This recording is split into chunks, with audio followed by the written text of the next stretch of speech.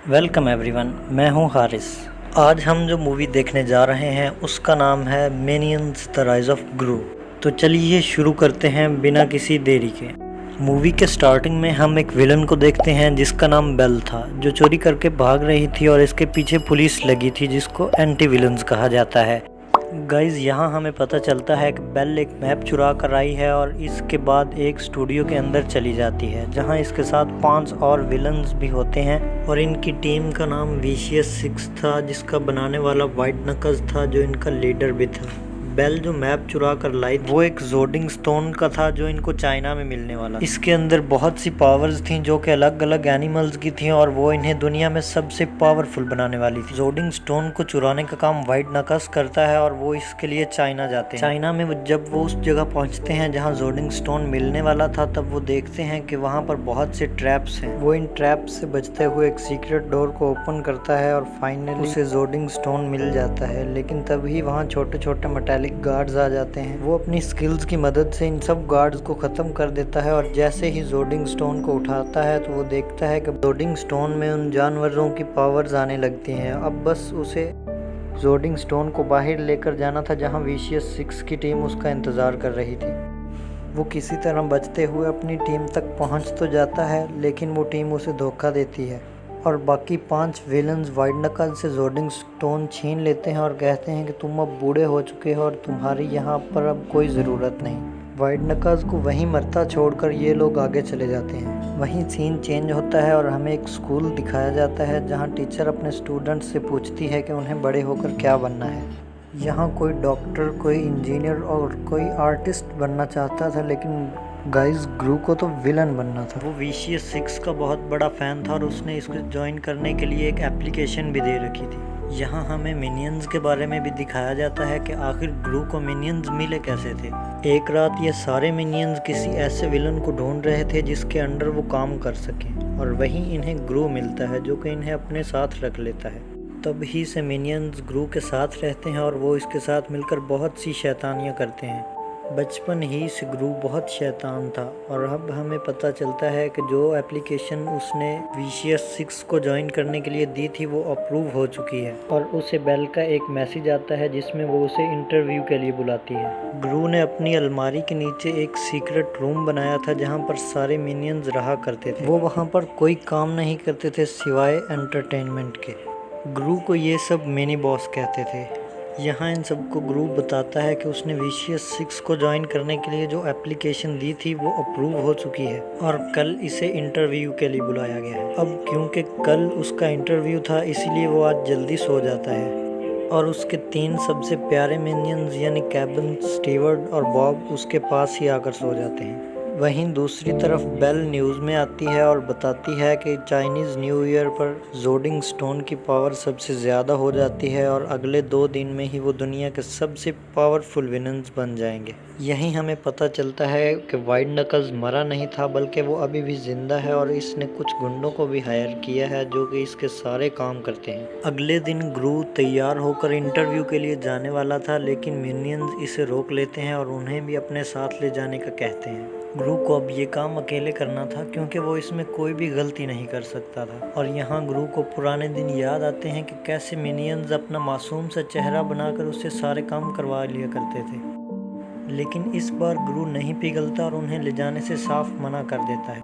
वो इन्हें पीछे छोड़कर चला जाता है। वो इंटरव्यू वाली जगह पहुंचता है जो कि असल में एक स्टूडियो था जहां उसे डॉक्टर नफारियो मिलते हैं जो उसे एक गैजेट देते हैं और कहते हैं कि जब तुम फेमस हो जाओ तो मुझे भूलना मत, और उसे एक कमरे में भेज देते हैं। उसे वहाँ पर एक कैसेट दिखाई देती है जिसको उल्टा घुमाने पर वो एक सीक्रेट रूम में पहुँच जाता है जहाँ कुछ विलन्स पहले से ही इंटरव्यू देने के लिए बैठे हुए थे, लेकिन वो उन्हें देखकर ज़रा भी नर्वस नहीं होता। अपनी बारी आने पर जब वो इंटरव्यू देने के लिए जाता है तो बेल और उसके साथी उस पर बहुत नाराज़ होते हैं और गुस्सा करते हैं कि हमने तो सोचा था कि तुम एक बौने विलन हो लेकिन तुम तो एक बच्चे हो। ग्रू अपनी बात को समझाने की कोशिश करता है लेकिन वो उसे जाने का कहते हैं। तभी दूसरा कंटेस्टेंट आता है और गुरु मौका देखकर उस डॉक्टर के दिए हुए गैजेट की मदद से जोडिंग स्टोन को चुरा लेता है और भागने लगता है। अलार्म बजने के साथ ही डॉक्टर नफारियो ग्रू की मदद करते हैं और उसे वहां से बचा लेते हैं। जब ग्रू भागता हुआ बाहर आता है तो वो देखता है कि केविन, स्टीवर्ट और बॉब उसके पीछे आ गए हैं। वैसे तो वो उसकी हेल्प करने आए थे, लेकिन अब ग्रू को अपने साथ साथ इनको भी बचाना पड़ता है। अब विशियस 6 की टीम क्योंकि इनके पीछे पड़ी थी, इसीलिए वो जोर्डिंग स्टोन को बचाने के लिए उसे एक मिनियन को दे देता है जिसका नाम ऑटो था और उसे घर जाने के लिए कहता है। विशियस 6 की टीम से बचते हुए जब वो घर पहुंचता है और ऑटो से उस स्टोन के बारे में पूछता है तो ऑटो उसे वो स्टोन देने की बजाय एक सिंपल स्टोन देता है। ग्रू यहाँ पे उससे बहुत गुस्सा होता है और कहता है कि जोर्डिंग स्टोन कहाँ पर है। तो वो उसे बताता है कि घर लाते वक्त उससे बहुत सी मुश्किलात का सामना करना पड़ा, लेकिन उसने हिम्मत नहीं हारी। वो बताता है कि कैसे वो कीचड़ में भी गिरा, जोर्डिंग स्टोन उससे एक बर्ड भी ले गया, लेकिन वो किसी न किसी तरह उससे वापस ले आया। और फिर वो एक बर्थडे पार्टी में पहुंचा जहां वो एक बच्चे से उस जोर्डिंग स्टोन की डील करके आ गया और उससे वो सिंपल स्टोन ले आया। अब ग्रू इन पर बहुत ज़्यादा गुस्सा करता है और कहता है तुम तो किसी चीज़ के भी काबिल नहीं, तुम तो यहाँ रहने के भी लायक नहीं, जब तक मैं आऊँ यहाँ से चले जाना। तुम विलन नहीं हो, उल्टा मेरा काम भी खराब करते हो। मैं उस स्टोन को ढूंढने जा रहा हूँ और मेरे आने तक तुम यहाँ पर नजर मत आना। ग्रू वो स्टोन ढूंढने के लिए जाने लगता है, लेकिन केविन, स्टीवर्ट और बॉब उसे रोकने की कोशिश करते हैं। वहीं केविन देखता है कि ग्रू को कोई किडनैप करके ले गया है। असल के अंदर गाइस ये वाइड नकज था, जिसने पहले भी ग्रू को जोर्डिंग स्टोन को चुराते हुए देखा था और इसी के लिए उसने इसे किडनैप भी किया था। ग्रू जब नकज को देखता है तो वो डरने की बजाय खुश होने लगता है, क्योंकि वो उसके लिए एक सेलिब्रिटी से कम नहीं था। ग्रू से वाइड नकज वो स्टोन मांगता है, लेकिन ग्रू के पास तो सिर्फ एक पत्थर था। ये देख के वाइड नकज बहुत गुस्से में आ जाता है और ग्रू को टॉर्चर करने लगता है और कहता है कि अपने घर पे कॉल करके वो स्टोन मंगवाओ, नहीं तो मैं तुम्हें किडनैप कर रहा हूँ और बदले में मुझे पैसे चाहिए। ग्रू कहता है कि अगर आपने मेरी मम्मी को कॉल किया तो वो उल्टा पैसे देगी मुझे रखने के लिए, तो उनको तो गलती से भी कॉल मत करना। लेकिन जब वाइड नकज ग्रू के घर कॉल करता है तो वो मिनियंस उठा लेते हैं। केविन अब थोड़ा बहुत तो स्मार्ट था, इसीलिए वो वाइड नकज की बातें सुन लेता है और समझ लेता है। वो कहता है कुछ भी हो जाए, पैसे या स्टोन लेकर 2 दिन में सैन फ्रांसिस्को पहुंच जाना, वरना गुरु मारा जाएगा। केविन यहाँ पे बाकी सभी को समझाता है कि पैसे लेकर सैन फ्रांसिस्को जाना है और मिनी बॉस वहीं है। लेकिन ये मिनियंस अभी भी ऑटो से पूछते हैं कि तुमने वो स्टोन कौन से बच्चे को कौन सी बर्थडे पार्टी पर दिया था। ऑटो को भी याद आ जाता है, इसीलिए केविन, स्टीवर्ट और बॉब उस बच्चे के पास जाते हैं उस जोर्डिंग स्टोन को लेने के लिए। लेकिन वो बच्चा बताता है कि वो तो मैंने अपने अंकल को दे दिया। अब वो अंकल को कहाँ से ढूंढे। असल के अंदर ऑटो बाहर ही खड़ा था, इसीलिए वो अंकल को देखता है कि वो बाइक पर कहीं जा रहे हैं और वो खुद ट्राईसाइकिल से उसका पीछा करने लगता है। केविन, स्टीवर्ट और बॉब को भी यहाँ पे सैन फ्रांसिस्को की एक बस मिल जाती है और दूसरी तरफ विशियस 6 के सारे मेंबर्स भी ग्रू को ढूंढने निकल पड़ते हैं। यहाँ पे फ्लाइट पे जाने के पैसे तो इन मिनियंस के पास थे नहीं, तो इन्होंने दिमाग चलाया और एयर होस्ट्रेस और पायलट बनकर प्लेन के अंदर जाने का प्लान बनाया। इसी तरह वो प्लेन में चले जाते हैं और जैसा कि इनका टैलेंट था कुछ भी नहीं करने का, तो वो वही करते हैं। यहाँ केविन और स्टीवर्ट पायलट बनकर फ्लाइट को टेक ऑफ करते हैं और बॉब फ्लाइट अटेंडेंट बनता है। यहाँ प्लेन ऊपर जाते ही स्टीवर्ट की तबीयत ख़राब होने लगती है और वो वॉशरूम चला जाता है। यहाँ दूसरी तरफ हम ग्रू को देखते हैं। वाइल्ड नकाज ने उसे एक ट्रैप के अंदर बांध के रखा था कि अगर 48 आवर्स के अंदर तुम्हारे घर वाले नहीं आए तो तुम यहीं पे मर जाओगे। यहाँ ऑटो भी उस अंकल का पीछा करते हुए बहुत दूर तक आ गया था। यहाँ केविन, स्टीवर्ट और बॉब भी प्लेन को लैंड करा के वाइड नकाज के बताए हुए घर पर पहुंच जाते हैं, जहाँ उसने उनके मिनी बॉस को कैद करके रखा था। वहाँ पर बहुत से गार्ड थे। ये उन गार्ड से बचने के लिए प्लांट जैसा पेंट कर लेते हैं। तभी गार्ड्स इन्हें देख लेते हैं और उनके पीछे पीछे भागने लगते हैं। ये तीनों भागते भागते चाइना स्ट्रीट पहुँच जाते हैं। ये गुंडे अभी भी इन्हें ढूंढ ही रहे थे। ये उनसे बचने के लिए एक शॉप के बाहर ड्रामा करने लगते हैं। उस शॉप की ओनर का नाम चाओ था। चाओ एक कुंफू मास्टर थी। चाओ वहाँ से बाहर निकलती है और उन गुंडों को बहुत बुरी तरीके से मारती है कि बच्चों को क्यों तंग कर रहे हो। लेकिन जैसा कि हमें पता है कि मिनियंस कौन से बच्चे थे, यहाँ चाओ मिनियंस की बातों में आ जाती है कि वो उन्हें कुंफू सिखा दे, क्योंकि उन्हें अपने मिनी बॉस को बचाना है। यहाँ ग्रू के घर पे उसकी मॉम किटी पार्टी की तैयारी कर रही थी कि विशियस 6 वहाँ पर बिन बुलाए मेहमान की तरह पहुँच जाते हैं। मिनियंस जो कि यहाँ मजदूरों की तरह काम कर रहे थे वो बहुत डर जाते हैं और वो सब सच उगल देते हैं कि ग्रू को तो वाइल्ड नकाज ले गया है और इस टाइम ग्रू वाइल्ड नकाज के पास ही है।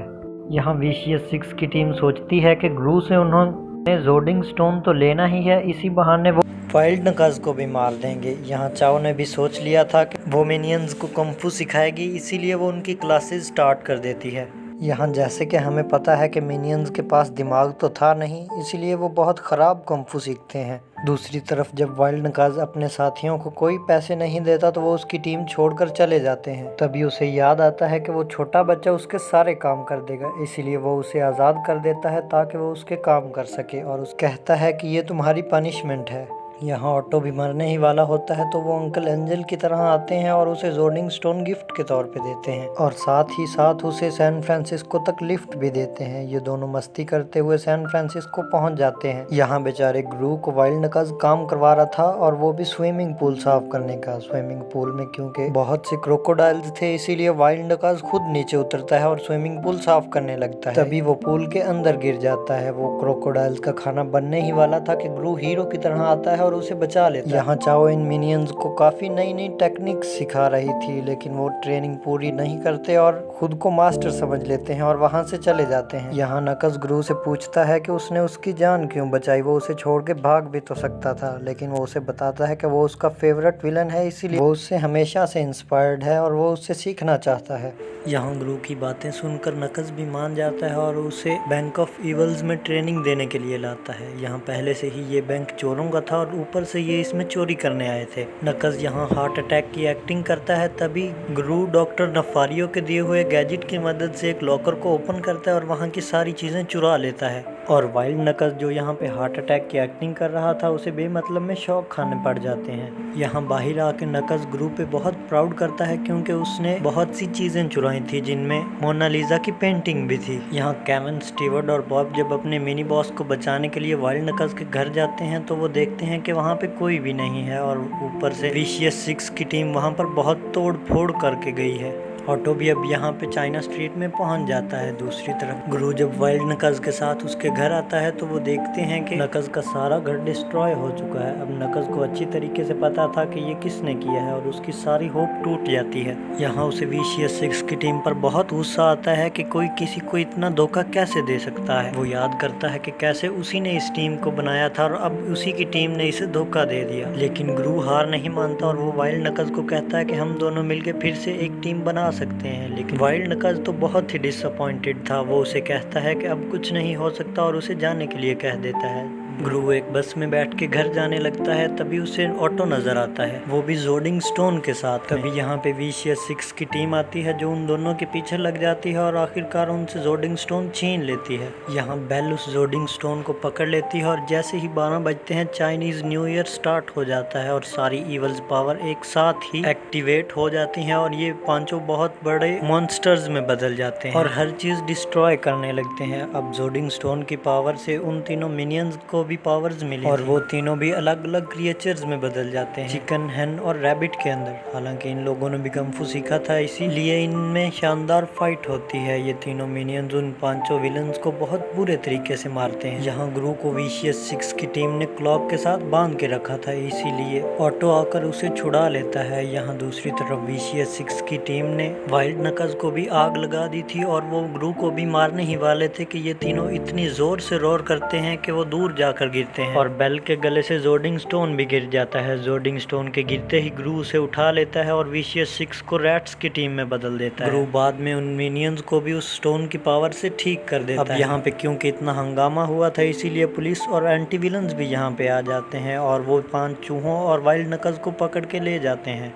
और जोर्डिंग स्टोन को भी अपने पास रख लेते हैं ताकि वो सेफ रहे और आइंदा किसी विलन के पास ना जाए। अब क्योंकि वाइल्ड नकज़ इंजर्ड था, इसीलिए वो उसे पहले हॉस्पिटल लेके जाते हैं, लेकिन हॉस्पिटल जाते हुए वाइल्ड नकज़ ग्रू से कहता है कि हम दोनों दोबारा मिलेंगे।